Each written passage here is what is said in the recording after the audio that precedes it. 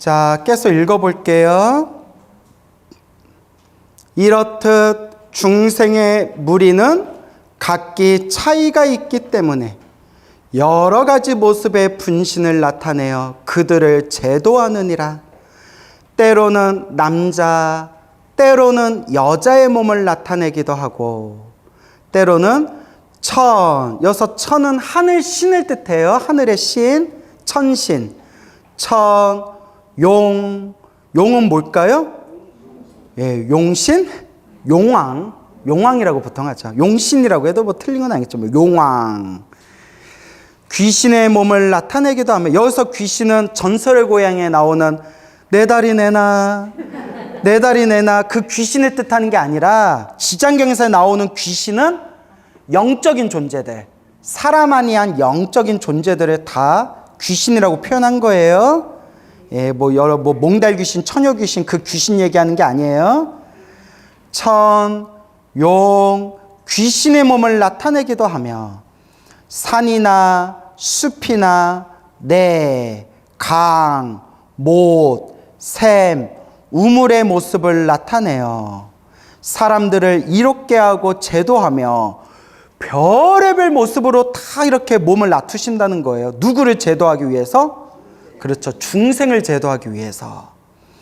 때로는 제석천왕, 범천왕, 전룡왕의 몸이나, 제석천왕은 하늘세계 도리천의 신이에요. 도리천. 무슨 천? 도리천.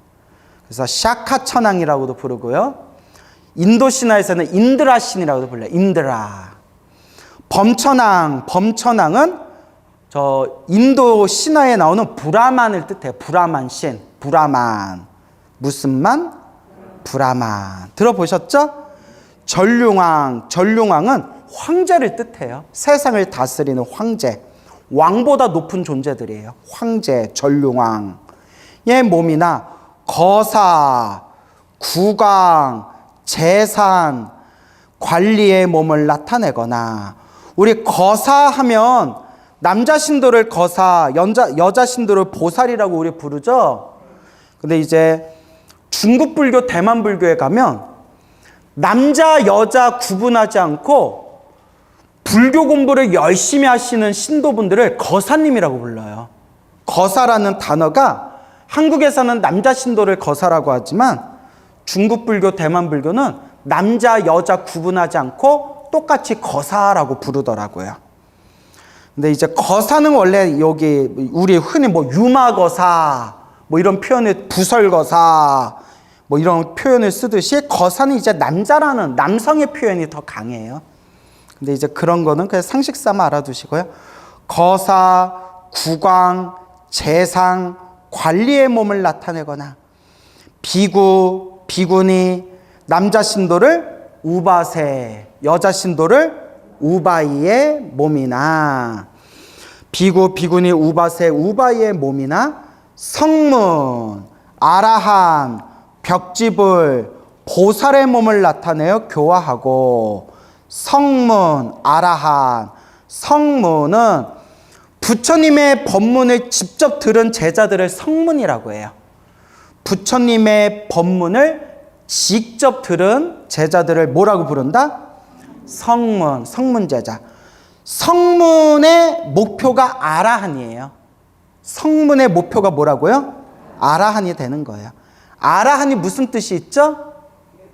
그렇죠. 깨달은 자, 윤회에서 벗어난 거룩한 성자. 그래서 우리가 흔히 성문이라고 하면 이제 성문하면 성문이라는 단어에 따라해보세요. 수다원, 사다함, 아나함, 아라함, 이 네 가지 뜻이 다 들어있어요. 성문에. 그래서 수다원, 사다함, 아나함, 아라함. 알겠죠? 그래서 여러분 다 알지만 그래도 복수 삼아서 뭐 여러분들 워낙 마음이 순수하셔서 금방금방 잊어먹으니까 예, 순수해서 그래요. 그래서 오히려 여러분들이 연구를 하면 더 잘할 수도 있어요. 뭐 하니까? 백지 같잖아요. 웃자고 한 얘기예요. 예, 웃자고 한 얘기니까요. 자, 그래서 자 1단계 수다원. 수다원은 따라해보세요. 7생. 예. 아라한 되는 것까지 몇 생 남았다? 7생 남았다는 거예요. 7번 태어나면 아라한이 될 수가 있대요. 그래서 이것 봐요. 아 하는 거 보니까 모르고 계셨네. 아니에요? 그래서 수다원은 몇 생?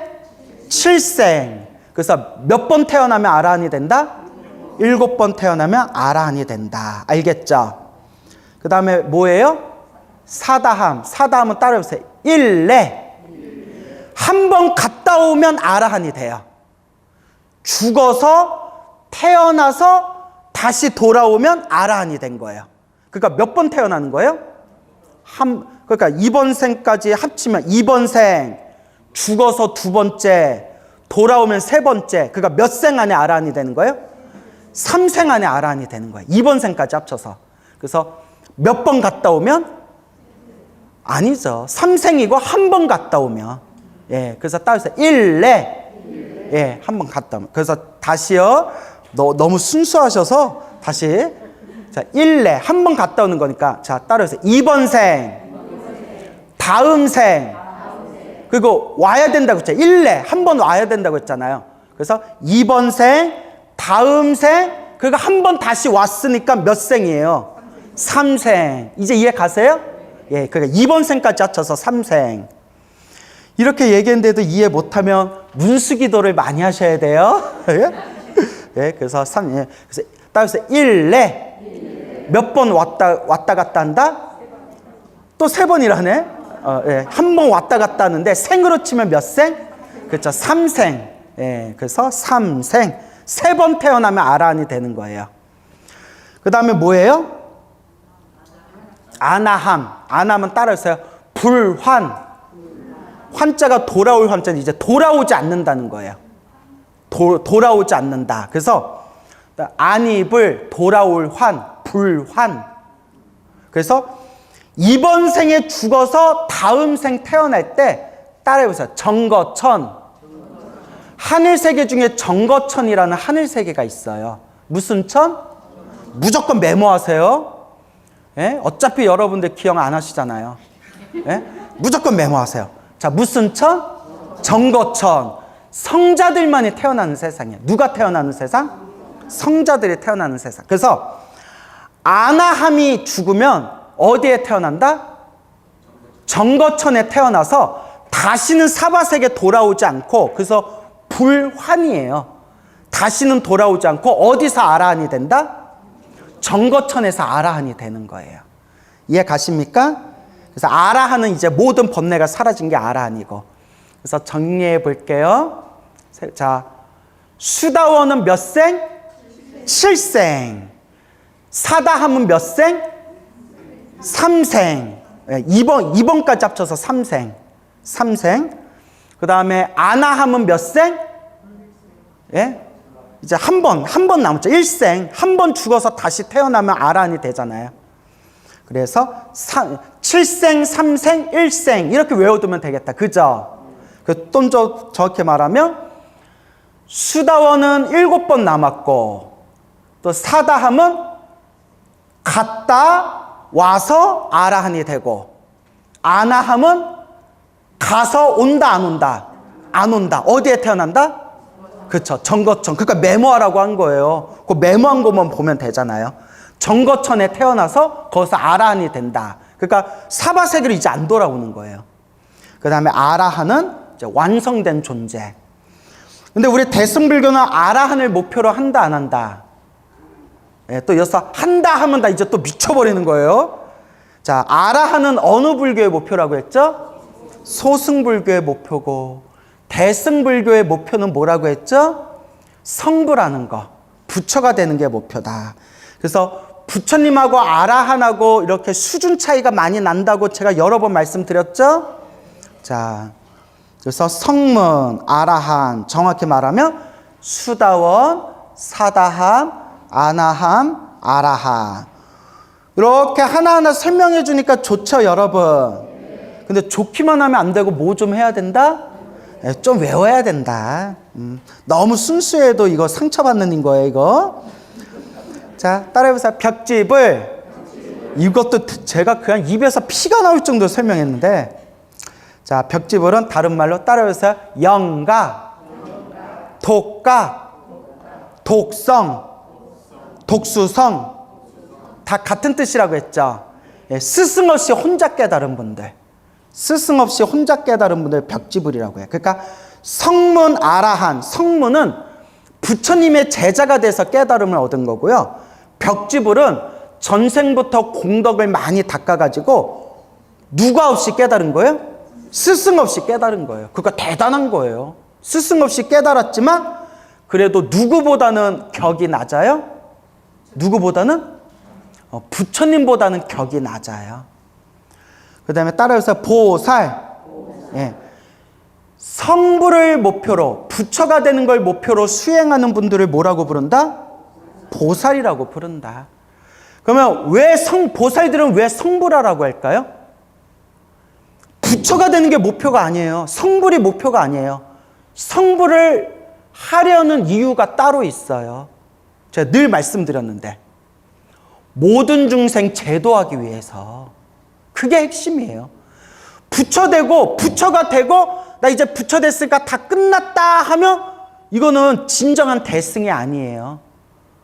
진정한 대승은 성불을 목표로 하는 이유는 바로 무엇이다? 중생을 다 무엇하기 위해서? 중생을 다 제도하기 위해서.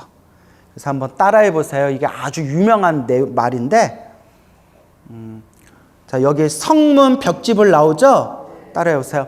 성문 벽지불은 부처님으로부터 태어나고,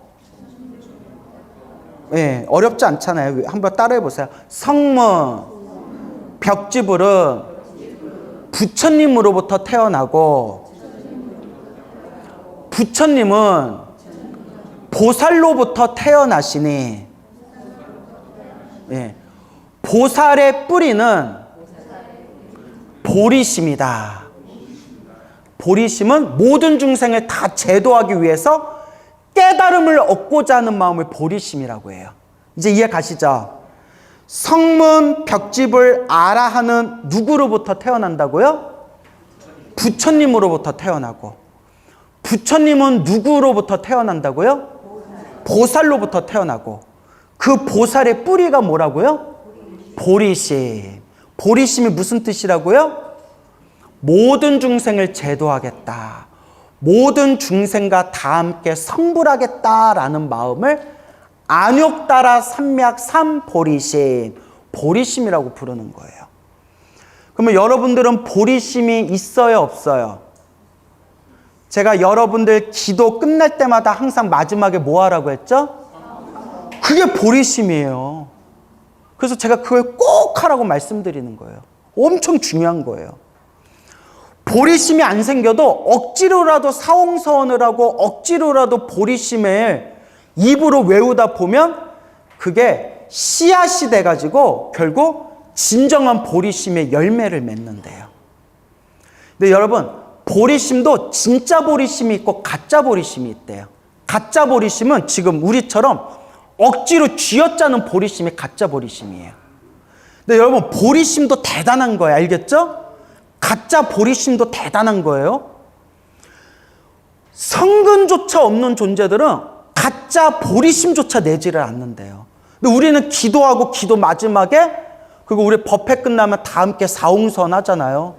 중생을 건지오리다, 번뇌를 끊어오리다, 법문을 배우오리다, 불도를 이루오리다, 성불하세요 라고 인사하잖아요. 그죠? 그게 진짜 보리심이에요, 가짜 보리심이에요? 아직은 가짜 보리심, 쥐어짜내는 가짜 보리심이지만 그것만도 대단한 거래요. 엄청난 거래요. 그러면 진짜 보리심 일으키기가 쉬울까요, 어려울까요? 그래서 여러분, 달라이라마 아시죠? 우리 달라이라마 하면 세계에서 가장 큰 스님이잖아요. 달라이라마 스님 법문에 나와요. 뭐라고 하냐면 60년을 수행했더니 이제야 보리심이 좀 나옵니다, 그러더라고요. 저 법문에 나와요, 책에. 저도 보고 깜짝 놀랐어요. 몇 년을 수행했더니 60년을 수행했더니 이제 좀 보리심이 나오는 것 같습니다. 근데 이분 보리심하고 우리 보리심하고 비교하면 돼요, 안 돼요?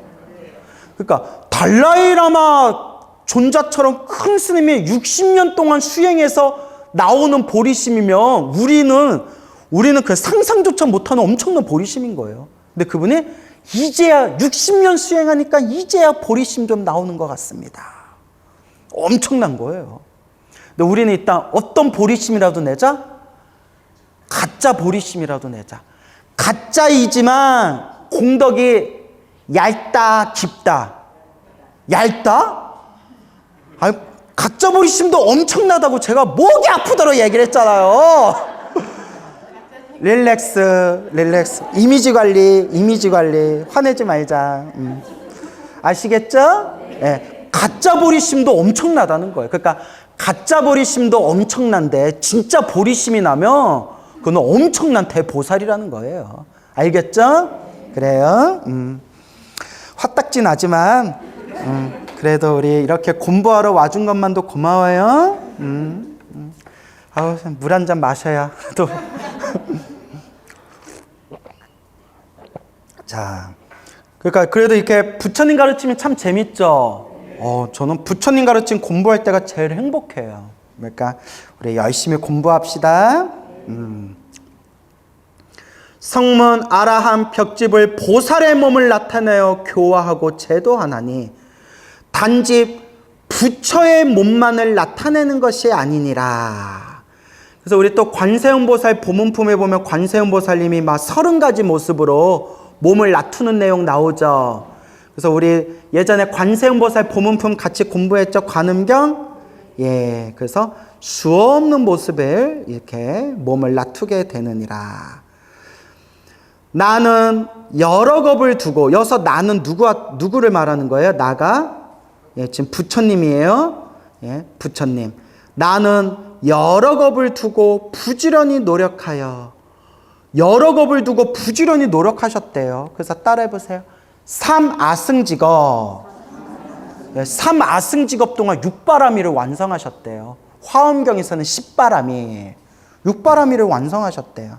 그래서 삼아승직업. 그래서 저번에 말씀드렸지만 여러분 우리 1지보살, 2지보살, 3지보살 이렇게 있다고 했죠?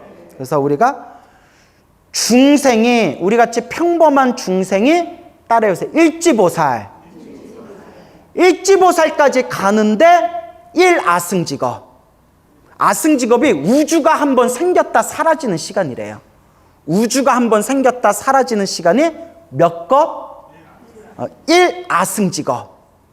그래서 중생이 초지보살이 되는 것까지 몇 겁이 걸리고 1아승직업이 걸리고, 그리고 초지보살 1지보살이 되면 그때부터 진짜 보살이래요. 그 전까지는 수준 낮은 보살이고 1지보살이 되면 이제 진짜 보살이 되는 거예요. 진짜 보살. 그래서 중생이 1지보살, 초지보살이 되면 1아승직업. 초지보살이 8지보살이 가면 몇 겁? 네, 또 1아승직업. 1지보살이 8지보살까지 가는데 또 1아승직업. 8지보살이 완전히 성불하는데 또 몇 겁? 1아승직업. 다 합치면 몇 겁? 3아승직업. 물론 책마다 좀 달라요. 책마다 좀 다르지만 보통 우리가 이렇게 해석을 해요. 그거 얼마나 많이 닦아야 돼요. 우리 같은 중생이 1지보살이 되는데 1아승직업.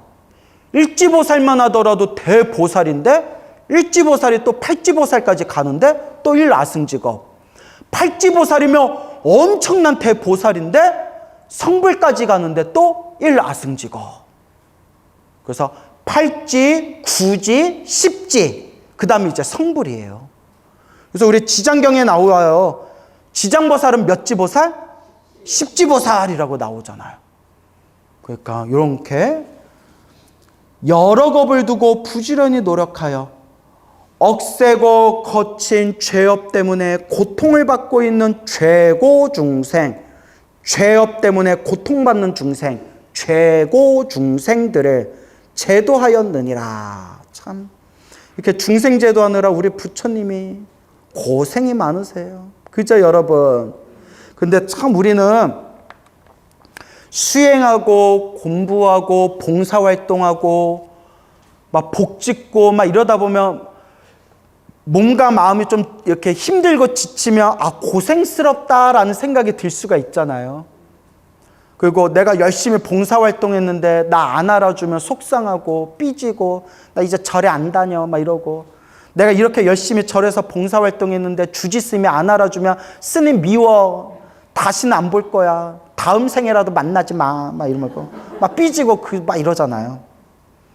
근데 이런 보살들 그리고 부처님은 지옥에 가서 중생을 제도하더라도 고생스럽다는 생각을 낸다 안 낸다? 그렇죠. 그리고 뭘 한다, 뭘 애쓴다라는 생각까지 안 난대요. 우리는 막 애를 쓰잖아요. 애쓴다라는 생각조차 안 일어나요. 수행을 하고 보살행을 하고 중생제도를 하는데 애쓴다라는 생각조차 일어나지 않고 마치 물이 흐르듯이 그냥 자연스럽게 물 흐르듯이 수행이 되는 공덕을, 자 따라해주세요.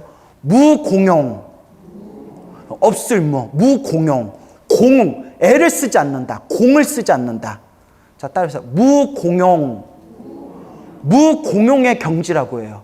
엄청난 경지. 무공용의 경지가 되면 내가 애쓴다, 피곤하다, 막 이런 생각 자체가 안 든대요. 물 흐르듯이 중생제도 하는 거예요. 그래서 지장보살이 지옥에 가서 중생을 제도해도 지쳐요, 안 지쳐요? 지치지가 않는 거예요. 무공용. 그러면 여러분, 예전에 제가 한번 얘기했는데 이런 무공용의 경지는 몇 지보살의 경지일까요?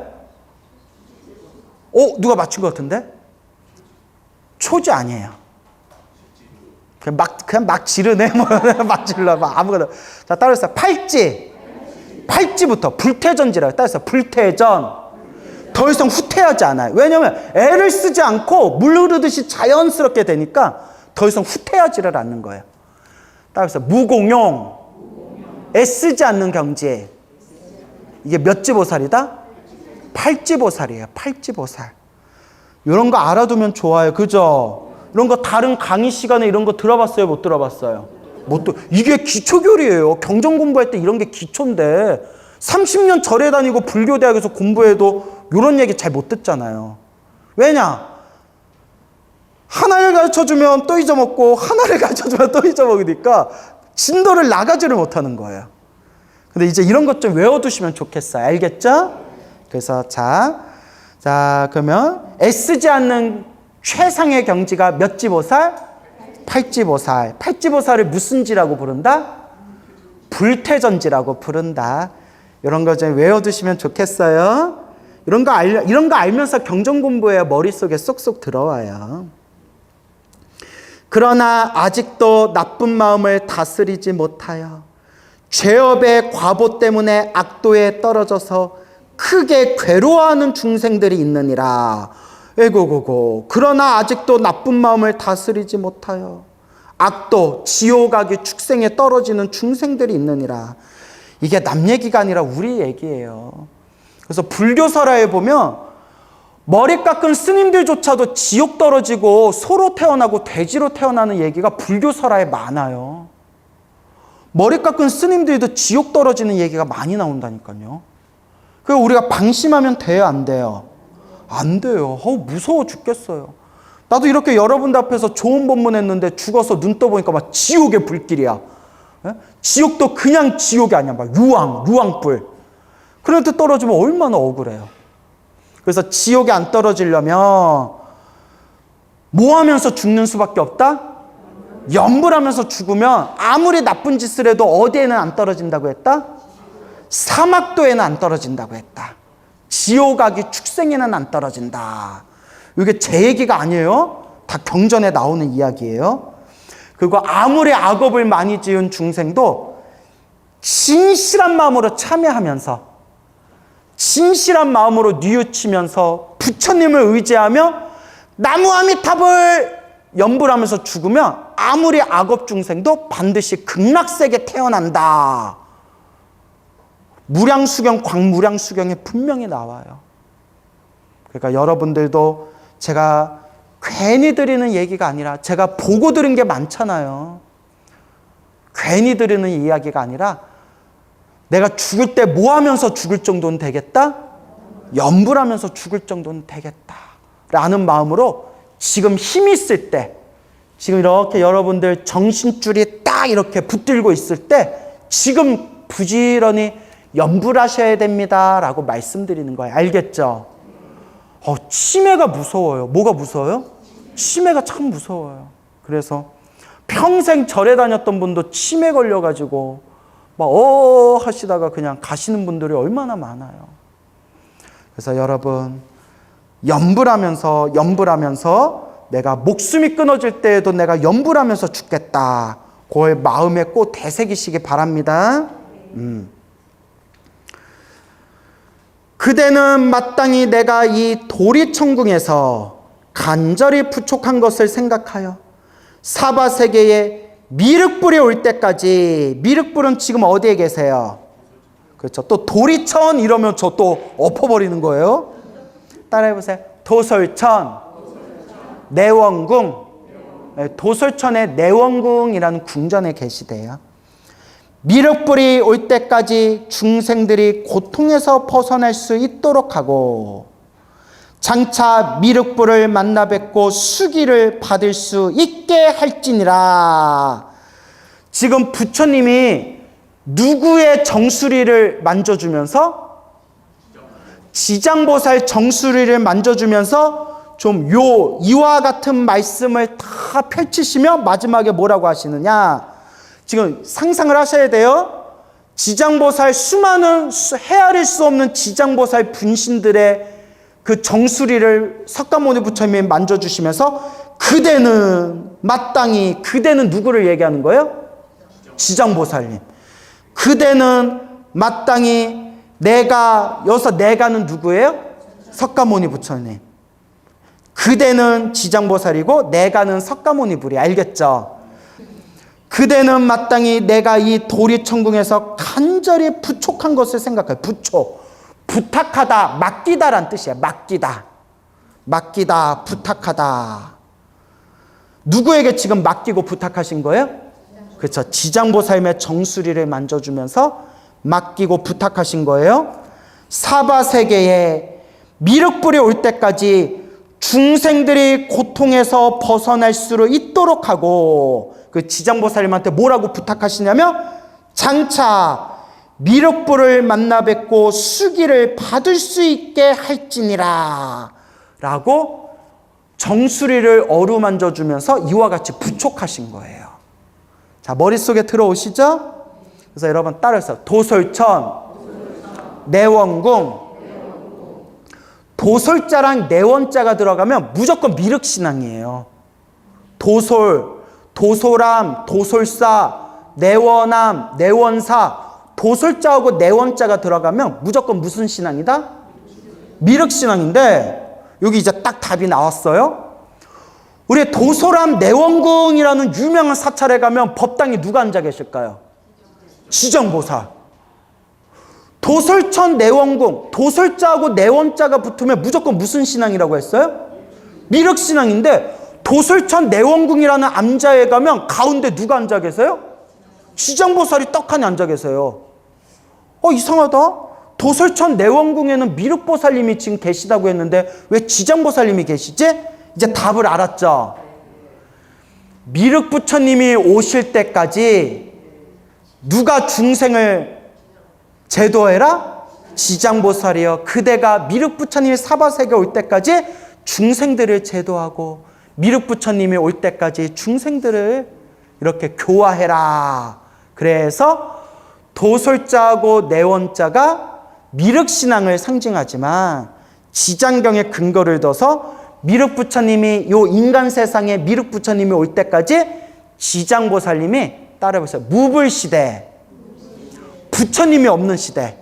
석가모니 부처님이 떠나시고 미륵부처님이 아직 오지 않은 부처님이 없는 시대. 무불시대. 중생들을 교화하는 역할을 한 게 어느 보살이시다? 지장보살이시고, 그래서 아직 미륵부처님이 아직 이 땅에 오지 않았기 때문에 도솔천 내원궁, 우리 이 사바세계에 있는 도솔천 내원궁에는 누가 지금 지키고 있는 거다?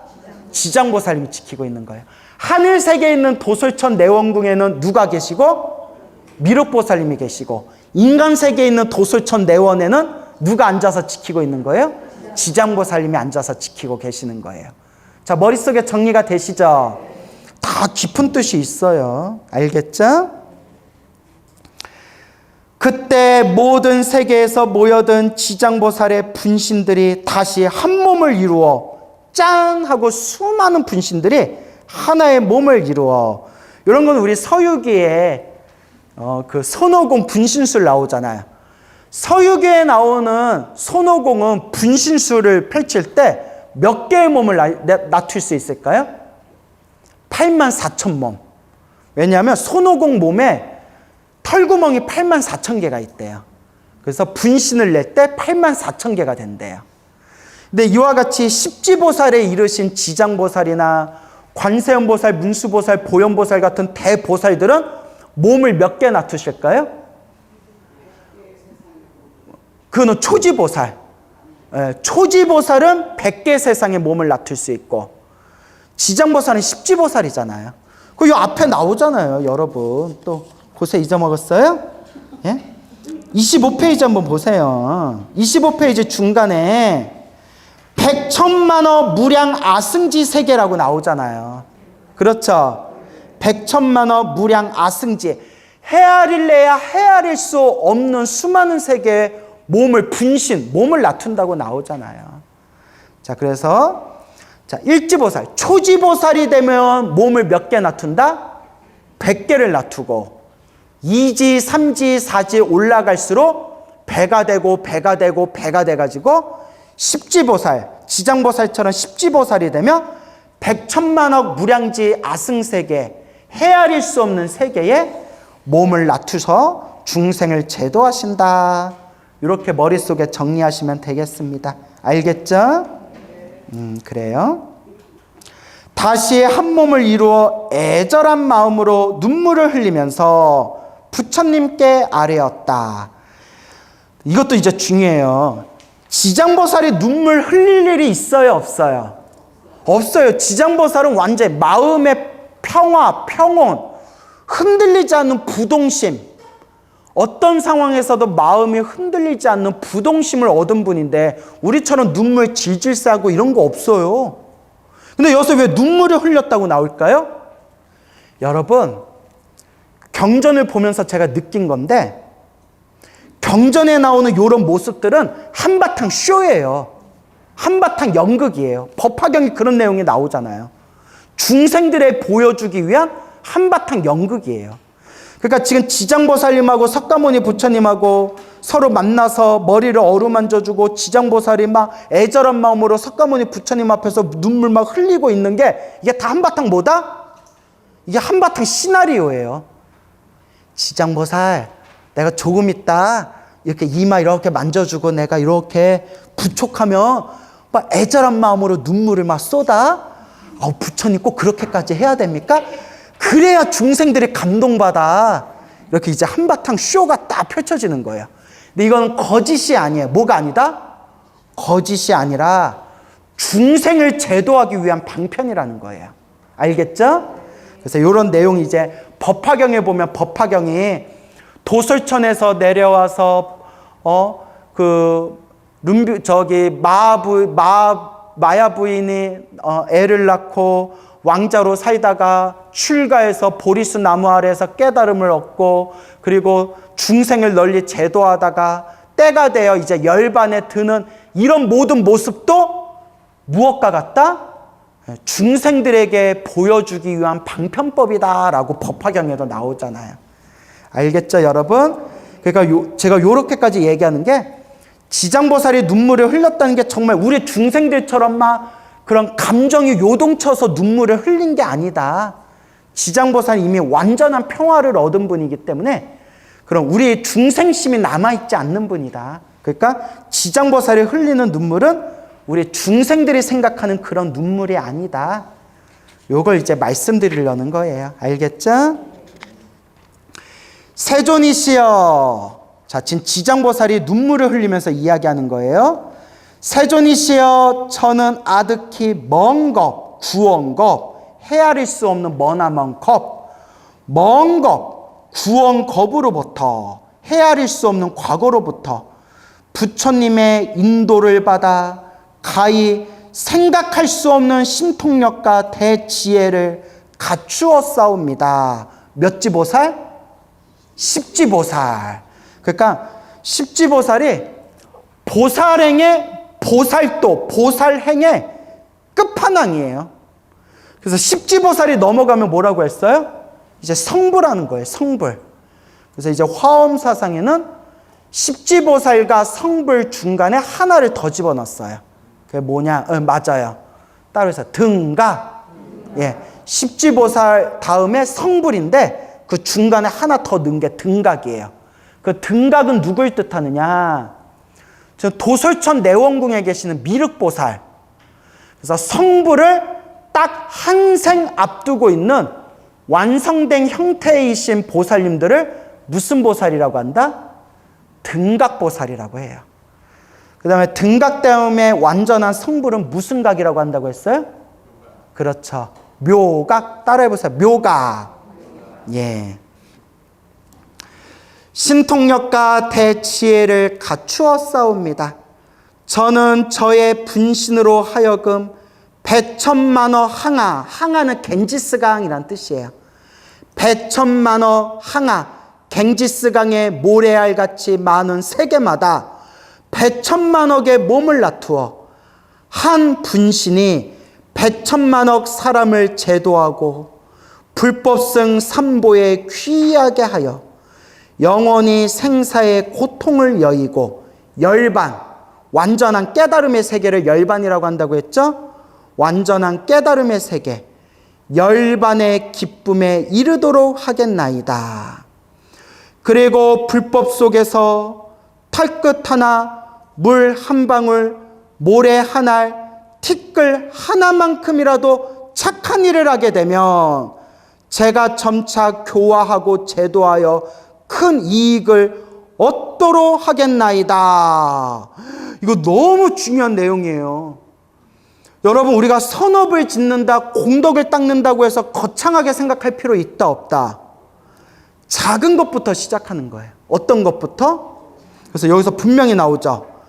불법, 부처님 법 안에서 털끝 하나, 물 한 방울, 모래 한 알, 티끌 하나만큼이라도 착한 일을 하게 되면 제가, 지장보살인 제가 점차로 교화하고 제도하여 큰 이익을 얻도록 하겠나이다. 와, 조그만 자그마한 선업을 짓더라도 지장보살님이 다 우리를 거두어 주시고 가피를 주신다. 믿습니까, 여러분? 그러니까 자꾸 우리가 복을 짓고 선업을 짓고 공덕을 닦아야 돼요. 그렇죠, 여러분? 세존이시여 오직 바라옵건대 후세의 악업 중생에 대해서는 염려를 마옵소서. 나 한 번만 믿어봐. 그거 있죠? 예, 지장보살님이 나 한 번 믿어봐요. 걱정하지 마세요. 이렇게 얘기하는 거예요. 그 노래 있죠? 나 한 번만 믿어봐. 그거 있죠? 예. 세존이시여 오직 바라옵건대 후세의 악업 중생에 대해서는 염려 마옵소서. 세존이시여 오직 바라옵건대 후세의 악업 중생에 대해서는 염려를 마옵소서. 몇 번을 말하는 거예요? 3번을 반복해서 말하는 거예요. 꽝꽝꽝 하고 그렇게 부처님 앞에서 이와 같이 서원하고 발언하고 맹세하는 거예요.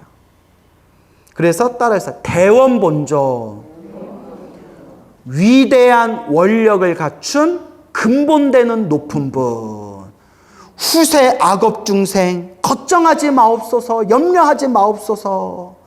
제가 부처님의 뜻을 받들어 교화하고 제도하겠나이다. 그래서 저도 지장경 보면서 느낀 게, 내가 나무아미타불 연불법을 만나지 않았더라면 나도 무슨 기도 많이 했을 것 같다? 저도 지장기도를 많이 했을 것 같아요.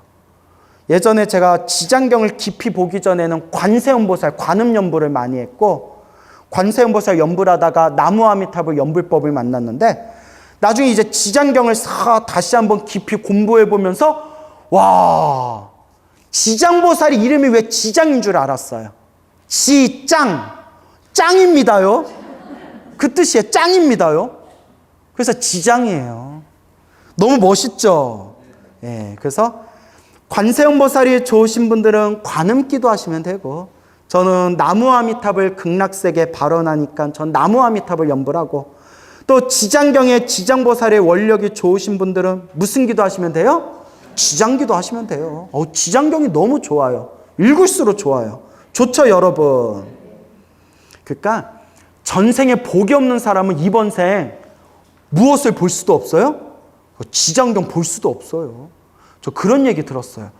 스님 말씀 듣고 스님 법문 듣고 제가 지장경 읽어보려고 했는데 지장경 읽을 때마다 너무 무서워서 저 지장경을 못 읽겠어요 라는 말 저 많이 들었어요.